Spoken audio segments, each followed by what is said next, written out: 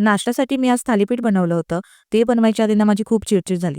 का ते सांगते त्याच्यानंतर रेसिपी शेअर करते. आज ना सकाळी-सकाळी कपड्यांचा डोंगर बाहेर काढून ठेवला होता. का माहितीये का? सॉक्स मिळत नव्हते हो.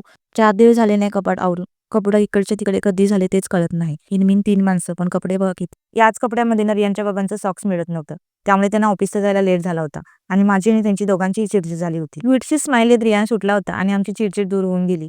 त्याच्यानंतर मी नाश्ता करायला घेतला. मग घेतलं 2 वाटी गव्हाचं पीठ, 1 वाटी ज्वारीचं पीठ, 1 वाटी बेसन, तिखट, हळद, मीठ आणि थोडं ओवा टाकून आहे ना चांगलं मिक्स करून घेतला.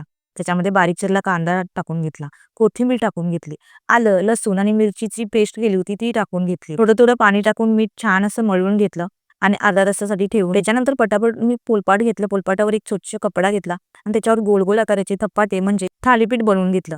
तव्यावर तेल लावून छान असे माझे थालीपीठ बनवून झाले होते. दुपारच्या टायमाला आम्ही गेलो होतो मामाकडे कारण मामाला सुट्टी होती आणि छान असं दुपारी तिकडे जेवण वगैरे केलं आणि मामाकडे दिवस काढला. दिवसभर मामासोबत मस्त फिरून आलो आणि रियांशला पण थोडं बरं वाटतं ना बाहेर गेल्यावर म्हणून आम्ही गेलो होतो काकीकडे.